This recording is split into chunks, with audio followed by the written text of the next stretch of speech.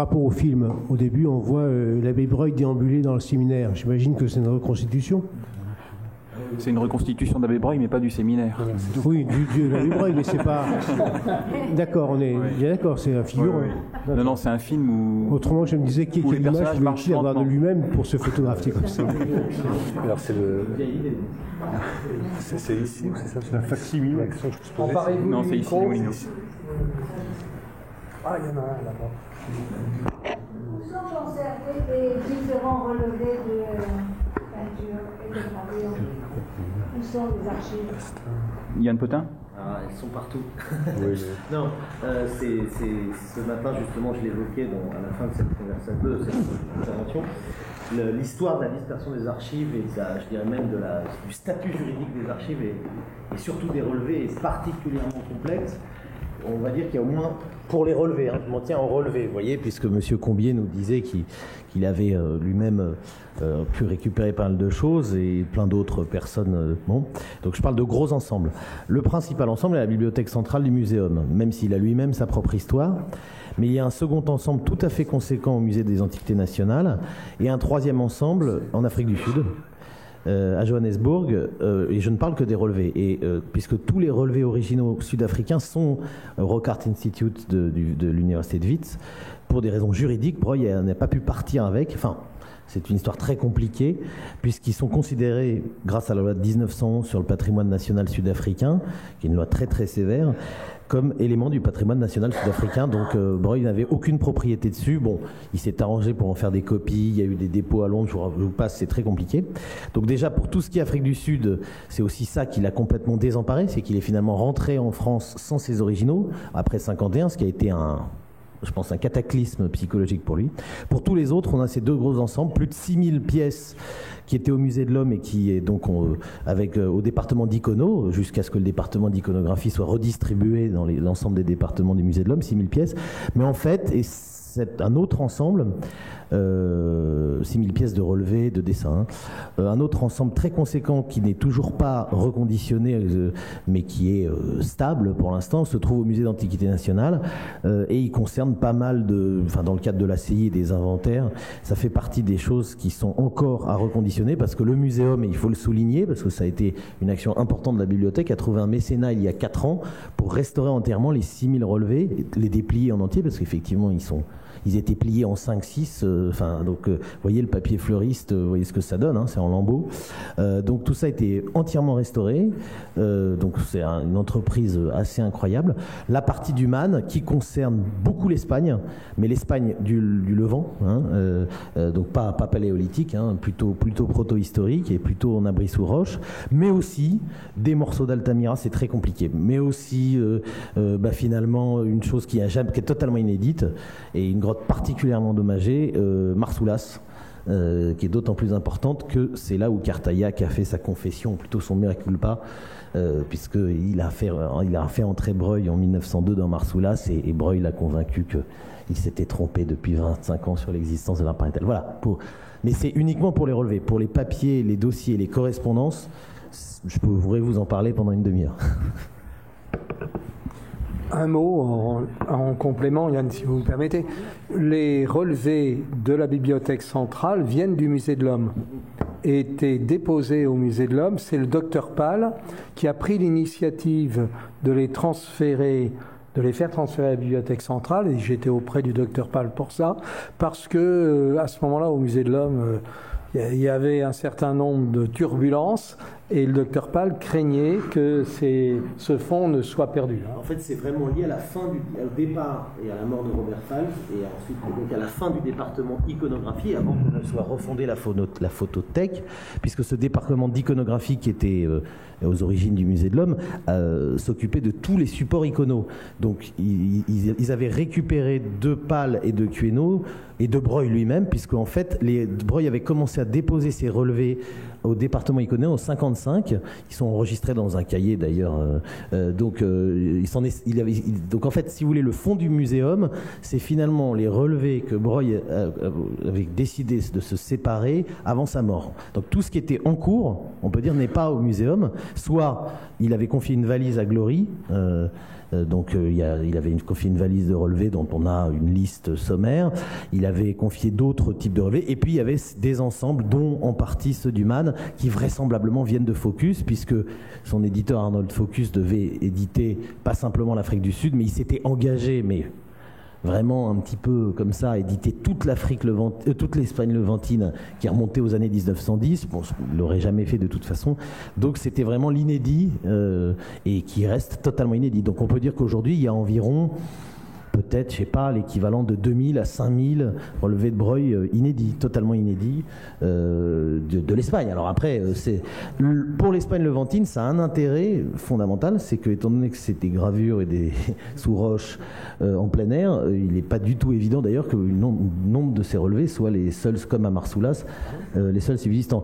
Carol Fritz et Gilles Tozello ont montré que les relevés, même évidemment, à la Breuil, c'est-à-dire en calque direct sur les peintures à Marsoulas, correspondent à des parties de peintures qui ont disparu. Hein. Donc il y a aussi cette valeur patrimoniale que la République sud-africaine avait d'ailleurs très bien identifiée dès 1950 en interdisant à Breuil de partir avec ces quelques, je ne sais plus combien, mais je crois là aussi c'est 3000 relevés en tout sur toute l'Afrique australe, relevés et reports au propre, c'est monstrueux. Moi je les ai visités, c'est monstrueux. Voilà. Oui.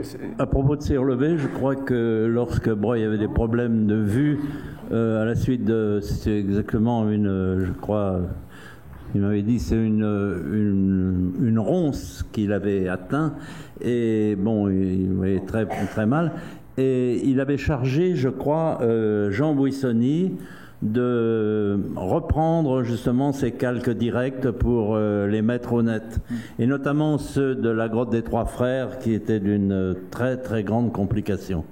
Et l'abbé Bouissonny était un excellent dessinateur. Je crois que c'est lui qui a le mieux fait vivre ces silex, comme le disait d'ailleurs Capitan. Il ne faut pas les dessiner exactement comme ils sont, mais il faut les faire voir. Il n'est pas le seul à avoir dit ça. Mais Bouissonny est un très grand dessinateur, et finalement, Breuil s'est rendu compte à une certaine époque, il n'avait plus le temps de dessiner, ça lui prenait trop de temps, et il a chargé justement Bouissonny de faire beaucoup de dessins à sa place, en quelque sorte. Parce que les plus anciens dessins de Breuil, en tout cas d'outillage paléolithique, ils remontent au début du siècle, mais c'est avec la bataille aurignacienne, après il s'est complètement arrêté. Même le matériel du clactonien et tout ça, il l'a fait dessiner, je crois. Sur cette question des relevés, moi j'ai une question à poser à Brigitte et Gilles concernant Lascaux. À votre avis, pourquoi est-ce qu'on peut avoir maintenant avoir le sentiment que Breuil est passé à côté de Lascaux? Pourquoi est-ce qu'il n'a pas fait lui-même les relevés? Est-ce que c'est purement factuel? Est-ce que ce sont les circonstances ou est-ce que ça va au-delà? Il restait peu de jours à Lascaux. Il n'avait qu'une envie, c'était de quitter la France, Oui, on l'a vu. en disant qu'il était plus ou moins poursuivi par les Allemands. Et en réalité, il n'a rien fait à Lascaux, sauf un examen de 3 jours qui s'est soldé par le rapport à l'Académie des inscriptions et belles-lettres. Pour ce qui est de l'épine, oui, c'est à la grotte de la Liveire, sur la vallée de la Vézère, qu'il a été blessé à l'œil par une épine. Ça a un petit peu dégénéré. Il s'est rendu à Périgueux, où il avait de la famille. Il est allé à la clinique d'Elbès, où on a fait le diagnostic d'iridocyclite. Et il prétend qu'il ne pouvait pas faire le relevé, ce qui a été dit, et heureusement est arrivé Maurice Taon. Alors c'est un jeune aspirant qui est revenu depuis le front jusqu'en Dordogne à coups de cognac et de vin, parce qu'il voulait retrouver son frère. Et il s'installe à Montignac. Il s'est d'abord installé à l'hôtel du Burg, qui est un hôtel très cher. Ça m'a toujours un peu étonné. Puis il a été hospitalisé, en fait, récupéré par le château de la famille Potauberge à Montignac, où il y avait d'ailleurs des jeunes filles fort sympathiques. Et c'est là que Breuil l'avait trouvé dès le mois d'août, et il voulait étudier une grotte pour Breuil, et Breuil lui avait fait visiter un certain nombre de grottes ornées. Et il travailla pour Breuil. Breuil aura l'idée de lui faire avoir un poste officielle d'inspecteur des grottes ornées. Breuil lui a eu des fonds pour faire ses, non pas relevés, mais ses copies. Il y en a 31 qui sont au MAN. Il les faisait à la Chambre claire. Et quand Breuil est rentré d'Afrique, eh bien, il n'a pas été content du tout, parce qu'au fond, ça ne rend pas compte vraiment des peintures. Et c'est là qu'il a viré au fond de bord, et il a dit, mais il n'y a qu'une seule façon, c'est la photographie. Donc c'est Wendels. Wendels qui a été donc à la fois le photographe et l'éditeur des 400 siècles, qui a tellement travaillé sur les 400 siècles qu'il est mort peu de mois après l'édition.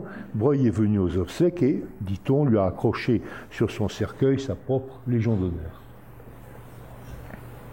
Un détail, sur le bicyclette qu'il a offert. Un détail, c'est que ce garçon qui venait de l'armée, dans des conditions difficiles, voulait rouler en Dordogne, il voulait voir un petit peu le pays, et Breuil lui avait offert une bicyclette, car il connaissait sa famille.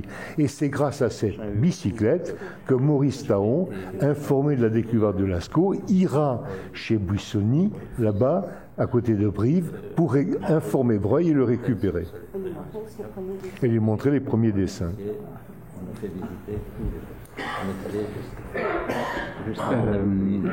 Je trouve personne d'autre qui accepte de répondre à ma question, mais je vais quand même la poser à Noël Coy, parce qu'on en a discuté.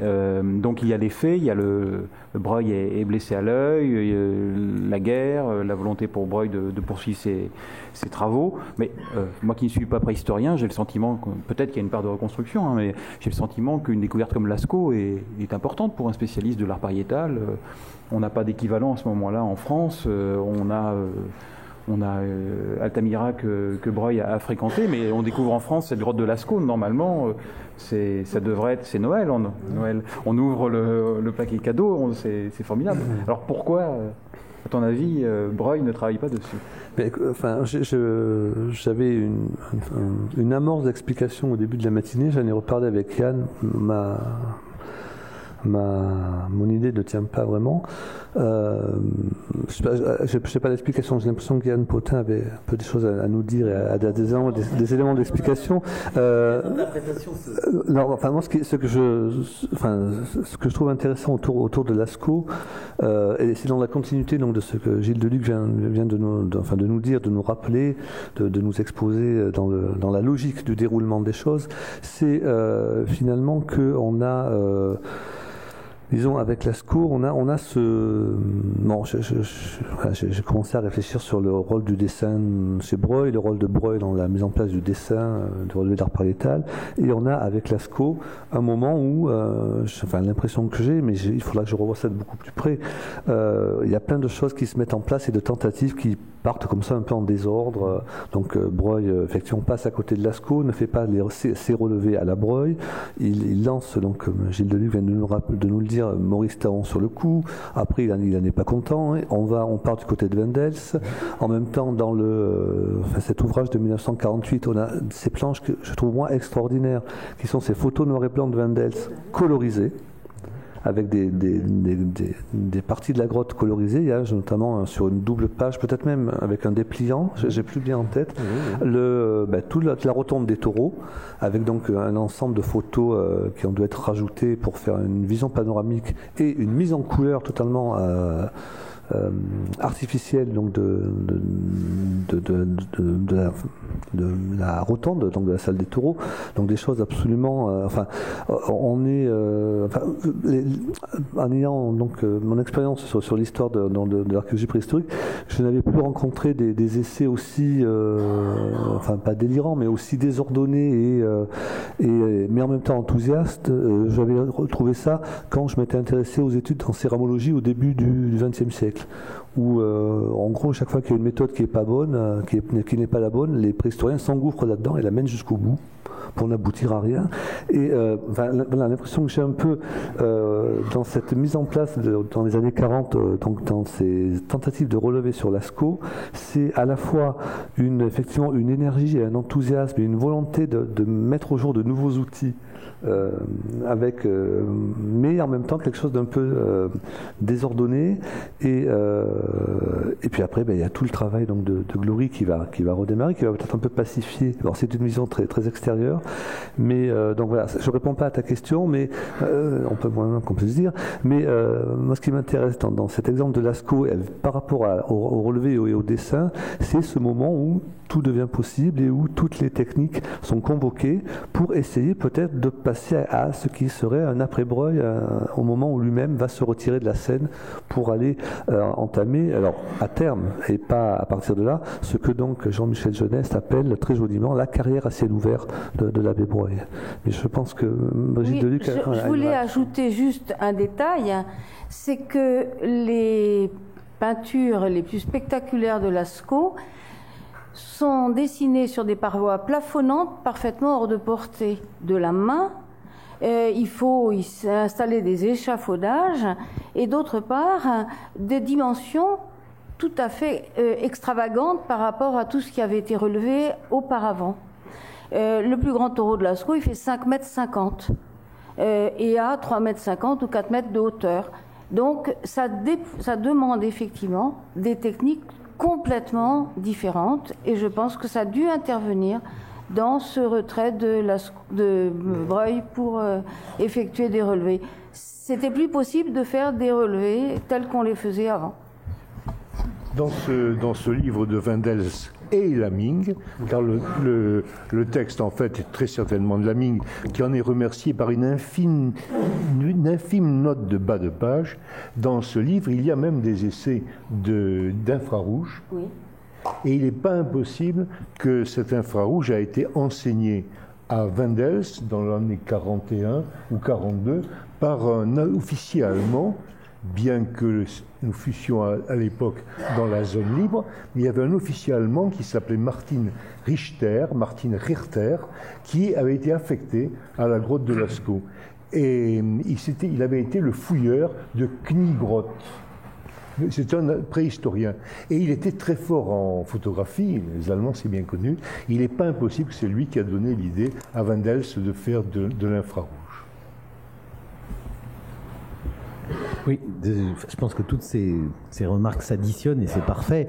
Et quand Noël disait finalement, dans une discussion, finalement tu l'as pas dit, donc je vais le dire à ta place, que peut-être ce qui expliquait pourquoi Breuil s'est pas emparé de Lascaux, c'est qu'il n'en avait pas besoin, ce qui est tout à fait séduisant puisque finalement il n'en avait pas besoin au sens où, pour démontrer quelque chose de plus dans l'art pariétal, puisque je pense, et ça c'est quand même un trait aussi structurel, c'est que Breuil se place toujours du point de vue du trait et du point de vue du style et de la figure, ce que vous disiez très bien le professeur Fialou ce matin, et pas du tout du contexte. Donc déjà, peut-être que Breuil aussi n'est pas beaucoup moins sensible à l'aspect sanctuaire. C'est-à-dire qu'avec Lascaux, on rentre dans des découvertes de grottes qui vont culminer avec Chauvet, a fortiori Moulin de Cussac, etc., où véritablement on ne découvre pas simplement une pictographie, on découvre un espace qui est sanctuarisé, ou qui a été sanctuarisé. Je veux dire, c'est quand même assez manifeste. Or là, je pense que lui, il n'est pas très sensible à ça, ça c'est une évidence. Bon, alors, je pense qu'il y a une autre chose qui pourrait être intéressante de souligner, c'est qu'effectivement, à ce moment-là, vraisemblablement, il cherche à aller en Afrique du Nord. Et ça rejoint la question de ce matin sur Henri Lotte, ou le rappel de la mémoire d'Henri Lotte, parce qu'il est assez fasciné par les Tassili. À ce moment-là, il a la Dame Blanche qui a été découverte en 1917 en tête, mais elle est encore très très loin, et beaucoup plus loin que ce que disait Miss Boyle dans le documentaire. Et je crois qu'il cherche vraiment un pont vers le Maghreb dans ce début de guerre. Et il le trouve d'ailleurs en Espagne, enfin pas en Espagne où il ne peut pas y aller, donc il est d'autant plus embêté, mais il va le trouver à Lisbonne. Et de Lisbonne, il va faire des excursions, il va voir Régas, et il récupère les carnets Brennan, et clairement, je pense que son rêve, c'est les Tassili. Ce rêve qu'il ne verra jamais les Tassili, quand même. Il faut quand même voir le truc.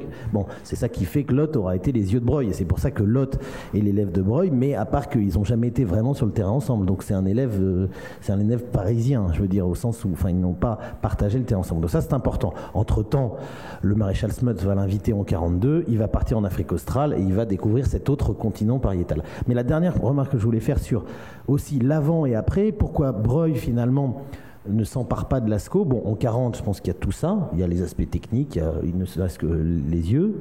L'envie aussi de partir le plus vite possible de France et notamment vers l'Afrique du Nord, enfin vers le Maghreb. Mais le problème, c'est que quand il revient en 46 d'Afrique du Sud, temporairement pour revenir définitivement en 51, la situation a changé, pas simplement au niveau scientifique, comme Arnaud le disait ce matin, CNRS, mais au niveau administratif. Entre-temps, il y a eu la loi de 41. C'est-à-dire que l'archéologie a une loi. Et les sites sont protégés.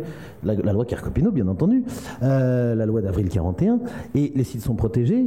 Les MH et l'administration des fouilles commencent à jouer ce jeu qui, je crois, ne va pas cesser, puisqu'il dure encore, ce jeu de à qui est la grotte, enfin, je veux dire, entre ce qui sera plus tard les sous-directions de l'archéologie et qui était le bureau des fouilles à l'époque, enfin, et la caisse des monuments historiques. Et à ce moment-là, le jeu n'est plus aussi simple. Et même tout abbé Breuil que je suis, c'est pas aussi facile d'être chez soi. La législation a changé, le droit du patrimoine archéologique a changé. En tout cas, pour un site qui, entre-temps, était médiatisé, c'est une simple, je soumets à votre sagacité collective et à la salle, mais je pense que c'est important à prendre en compte parce que, entre-temps, dès 42-43, Lascaux est très visité, et a fortiori en 44-45, ça démarre très vite. Et donc, je pense que, non pas qu'il... Pour ça, il aurait fallu qu'il se consacre à plein temps, et il a fait le choix de l'Afrique du Sud jusqu'en 51. Et là, pour le coup, quand il revient en 51, là, il y a une non, mais tout simplement, il y a des directeurs d'antiquité. La direction des antiquités a été créée en 46. Il y a une directeur d'antiquité en Aquitaine qui s'appelle François Borne. Et puis, on ne peut pas totalement faire ce qu'on veut parce qu'on est sous prétexte qu'on est l'abbé Breuil et qu'on a 70 ans. C'est tout simplement ça. Enfin, je pense que c'est important à prendre en compte. Pardon, peut-être juste sur le cas Lascaux, comme ça, après on peut partir vers d'autres terrains. Pour le coup, l'hypothèse, donc ton hypothèse est intéressante, mais concernant Lascaux, là aussi, en ayant eu l'occasion d'en parler avec Jean-Michel Geneste, Jean-Michel a vraiment l'impression qu'il y a une exception Lascaux. On a dit très souvent que Lascaux était, alors on ne va pas rentrer dans des polémiques récentes, mais la grotte sacrifiée. C'est très curieux, elle est découverte le 12 septembre, le 21 authentifiée, classée au titre des MH dès le mois de décembre, et ça n'empêchera pas en 47-48 une ouverture massive au public avec des aménagements. Enfin, on a dit tout à l'heure que Breuil avait fouillé comme un sanglier. C'est sûrement Breuil qui a fait le moins de dégâts au sol de Lascaux. On va abaisser le sol sur pratiquement,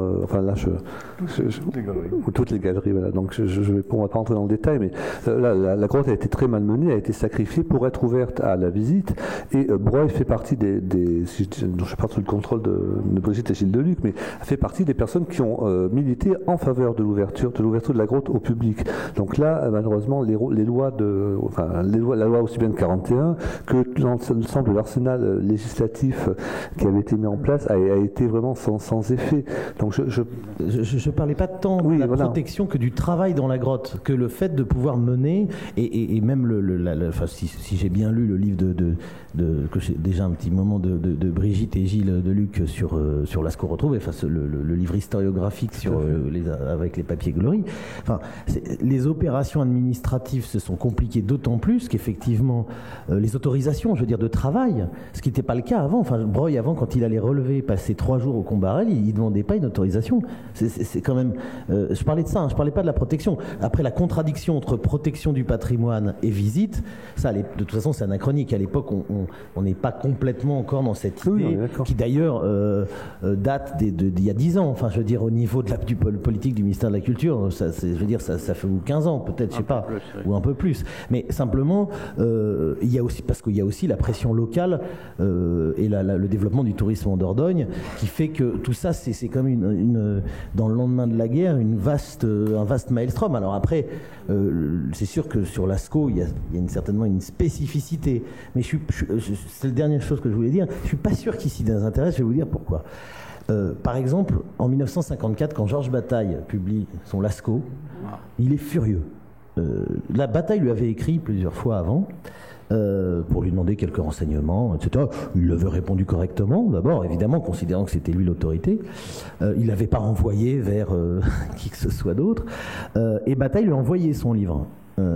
qu'on a conservé justement à la bibliothèque du Musée de l'Homme, et on l'a mis de côté maintenant parce qu'il est entièrement annoté, comme la plupart des livres de Breuil qui étaient qui sont dans le catalogue général de la bibliothèque du Musée de l'Homme, mais entièrement annotés, donc ils sont et là c'est extraordinaire, il s'est gorgé de plein d'annotations, pour la plupart illisibles, je vous rassure, puisque déjà que Breuil écrit mal, mais en fortiori en marge d'un livre au crayon à papier sur ses genoux en 1954, bon, mais il y en a quand même, bon, évidemment il est furieux qu'un type comme Georges Bataille puisse oser poser ne serait-ce que les yeux sur la grotte de Lascaux, donc et il faudrait le regarder dans le détail, je ne suis pas du tout sûr. Quand je vois en 55 tout ce qu'il a fait, l'attention jusqu'au bout par rapport au relevé Glory, je pense qu'il n'a pas abandonné Lascaux, je pense qu'il voulait la contrôler de loin.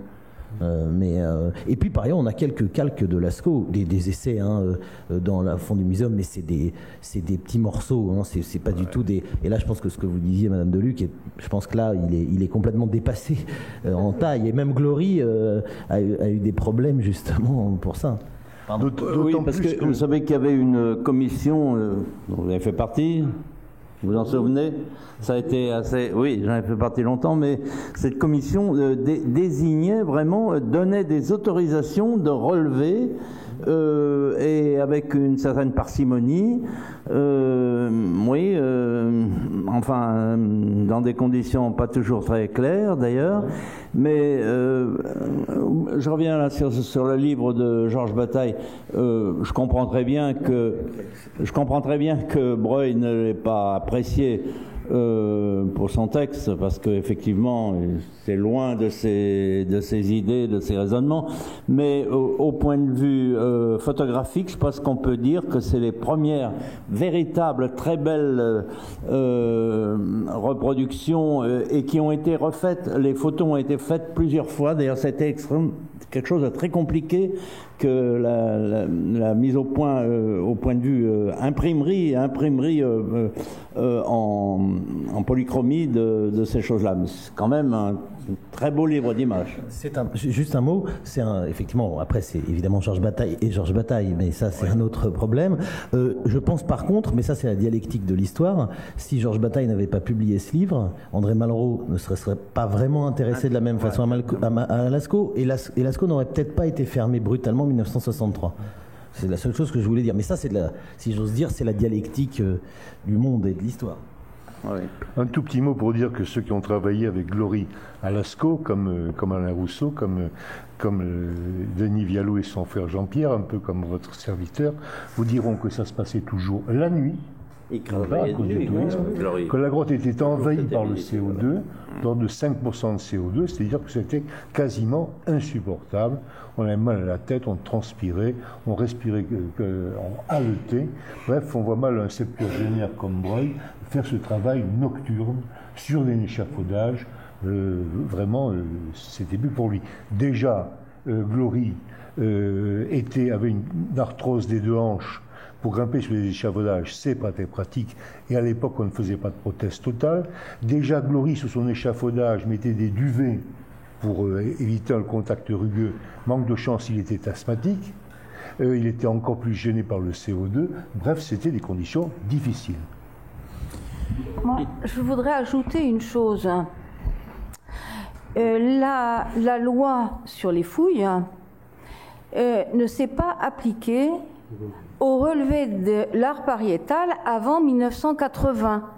C'est-à-dire que les autorisations qui ont été données à Glory pour faire les relevés de gravure concernaient surtout finalement l'autorisation d'entrer dans la grotte et de monopoliser la grotte pendant la nuit. Et en ce qui concerne les fouilles qui auraient dû être faites dans le sol, je pense que on a oublié tout simplement qu'il pouvait y avoir des vestiges archéologiques dans la grotte de Lascaux. Par une espèce de miracle absurde, le sol de Lascaux n'a pas été protégé par cette fameuse loi, puisque tout a été éventré sans aucune fouille. C'est tout à fait surprenant. Dans la majorité des grottes ornées, il n'y a pas de vestiges. Et donc, on ne faisait pas de fouilles. Philippe a quelque chose à dire. Il nous reste peu de temps, mais Philippe, excuse-moi, mais je crois que madame avait levé la main tout à l'heure, un petit peu avant toi. Et... Sans problème. Oui, c'est pour en revenir au volet art rupestre. Moi, j'ai écrit la biographie d'Henri Lotte, donc je connais Breuil que par rapport à Lotte, en fait. Et c'est vrai que dans les années 50, Breuil fait venir les carnets de Brenan. Enfin, il les demande à Brenan. Brenan les lui envoie et il veut absolument publier quelque chose pour le congrès d'archéologie qui va avoir lieu à Alger en 52. C'est-à-dire qu'il a à peine 2 ans pour sortir ça. Il connaît rien sur l'art rupestre saharien. Il n'y est pas allé. Il connaît un peu parce que quand il y a des officiers au fin fond du Sahara qui font des petites découvertes, ces officiers lui envoient parce qu'il est de bon ton d'être publié par effectivement celui qu'on appelle le pape de l'art préhistorique. Et oui. Ah oui, et puis donc il a déjà envoyé Lotte au Sahara plusieurs fois pour aller à sa demande faire des fouilles dans des endroits précis, et c'est le moment où Lotte se dégage de l'ethnographie touareg et considère que devant lui il a un champ vierge qui est cet art rupestre saharien. Et là Breuil soutient à fond son élève contre les chercheurs algériens, enfin les chercheurs français qui sont à Alger, dont en particulier Balou. Il y a Balou Oni Lotte, et il essaie par tous les moyens de dénigrer Lotte aux yeux de Breuil, et Breuil va soutenir son élève de manière inconditionnelle.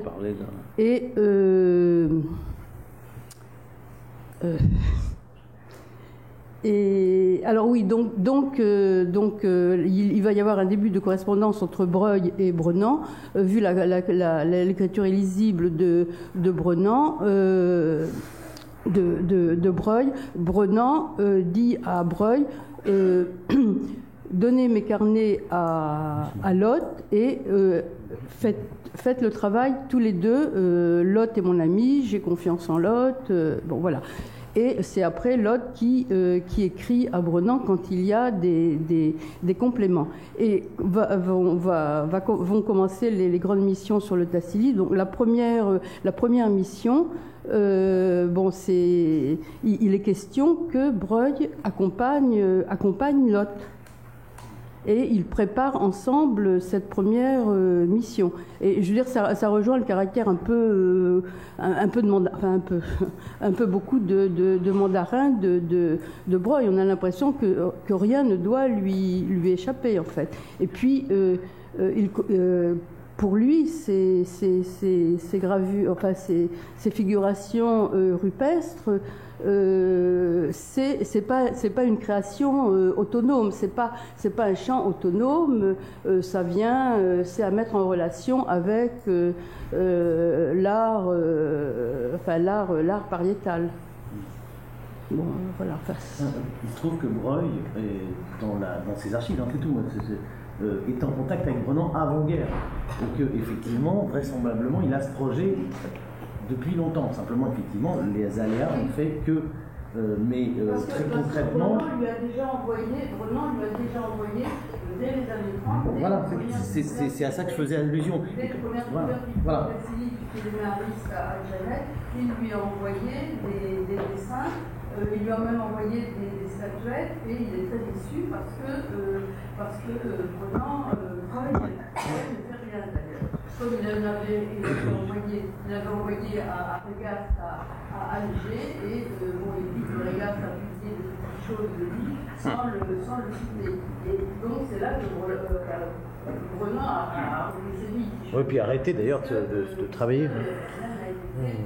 Comme vous la brosse. Mais il faut dire qu'à ce moment-là, Broglie, au milieu des années 30, c'est le festival permanent. C'est-à-dire qu'en 31, il est en Chine, en 33, il est en Éthiopie, entre-temps, il repasse en Angleterre, en Espagne, il retourne en Chine en 35. C'est-à-dire que c'est aussi un moment où, de toute façon, il est complètement dans le tourbillon. Mais je pense qu'il va prendre conscience de ça. Alors, juste un mot par rapport à ce que vous avez dit, c'est très intéressant sur Balou et Lot, parce que c'est un trait, on ne l'a pas souligné, mais il faut le dire, et ça va un peu avec cette idée de les fils qui ne savent pas qu'ils avaient des frères, c'est que Broglie, une des grandes caractéristiques, et c'est ça qui est fascinant dans sa correspondance, c'est qu'il est en contact avec tout le monde, et non pas qu'il soutient tout le monde, mais parce que de l'autre côté, je pourrais vous dire que Balou avait un rapport avec Broglie extrêmement fort, au point que Broglie lui a confié là aussi des archives, et notamment ses éphémérides. Et ça, c'est typique. Il a fait la même chose avec Bégoin, Méroc, Glory, qui étaient tous des Toulousains qui s'étaient bien, frottés au début des années 40. Donc c'est un des mystères de Broglie, qui est totalement ecclésiastique, c'est le pouvoir des clés. Hein. Dans sa tête, je pense que c'est ça, c'est je confesse, c'est-à-dire qu'il est en contact, il entend, il reçoit en confession tout le monde, il soutient ce qu'il peut et ce qu'il veut, mais c'est fascinant, parce qu'effectivement, on le voit être en contact avec des gens qui sont par ailleurs dans des relations d'adversité, voire de conflits objectifs très très forts, et de continuer à s'adresser avec eux. Enfin, ce que j'ai dit là, je pourrais le dire pour Passemar, Méroc, la quasi-totalité de la préhistoire des années 30-50. Et c'est important de le souligner, c'est un bel exemple, Lot, Balou. Donc une dernière question ou remarque, Philippe ?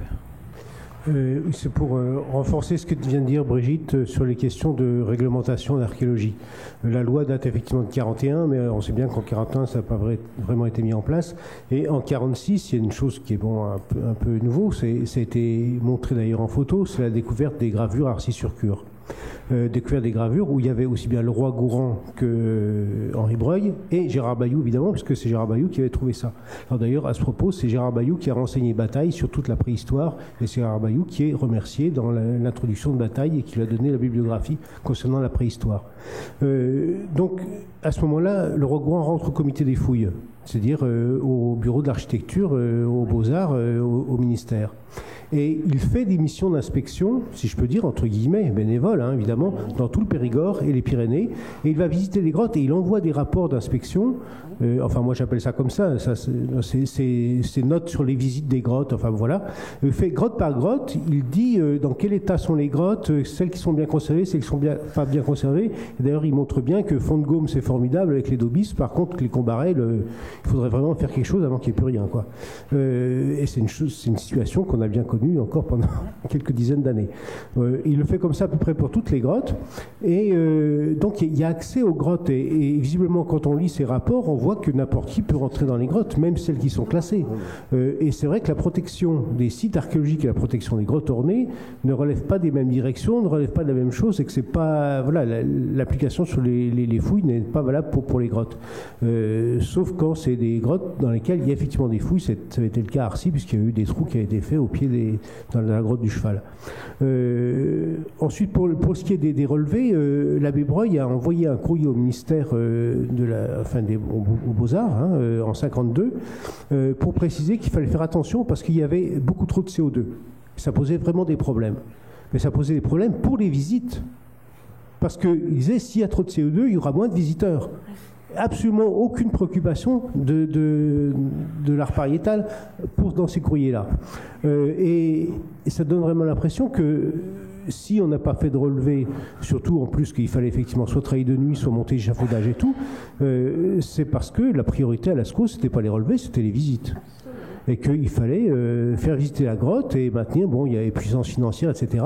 Et si en 63, il y a eu vraiment la commission là pour fermer la grotte, ça a discuté très fort. Et dans la commission en question, il y avait Grand Chastel, c'est-à-dire celle qui avait fait les relevés. Madame Chastel. Oui, Madame Grand Chastel, qui était aussi dans la commission. Elle a fait un bouquin d'ailleurs sur l'art paléo avec une préface de Broglie. Et c'est ces gens-là qui ont insisté pour que ce soit fermé. Broglie, lui, était décédé, donc il ne pouvait pas y être, mais ce n'est venu que très tard, parce que je crois qu'il y avait vraiment la puissance, l'intérêt touristique, financiero-touristique, si je peux dire, qui faisait qu'on n'a pas fait de relevé. Enfin, c'est une hypothèse. Hein. Mais je pense que, juste en un mot, je pense que là, on est toujours dans la démarche régressive ce qui fait qu'on prête des intentions patrimoniales de manière complètement anachronique. Pourquoi Breuil est obsédé par les relevés? C'est pas pour conserver les peintures, d'ailleurs, sinon il n'a aucune conscience patrimoniale. C'est pour les publier, pour les faire voir. À Lascaux, on peut les voir directement. Bon, il n'y a pas besoin de les publier, si j'ose dire. C'est presque aussi bête que ça. Et c'est le même raisonnement que sur les collections. Breuil n'est pas un homme du patrimoine. Pour une collection, c'est pas un ensemble organique qu'il ne faut pas détacher. Il faut que le maximum, il est encore dans la vieille conception des Lumières naturalistes, où il faut que le maximum ait accès au maximum de choses. Et donc, sur la coupure des collections et l'accessibilité, la visibilité de l'art pariétal, son obsession de publier des livres avec des relevés exhaustifs, c'est pour faire des facsimilés, si j'ose dire, de grottes qui sont par ailleurs inaccessibles. Lascaux, effectivement, une fois quand il rentre en France, la question est réglée, puisque non seulement elle est ouverte au public, mais à un très grand public. Pardon.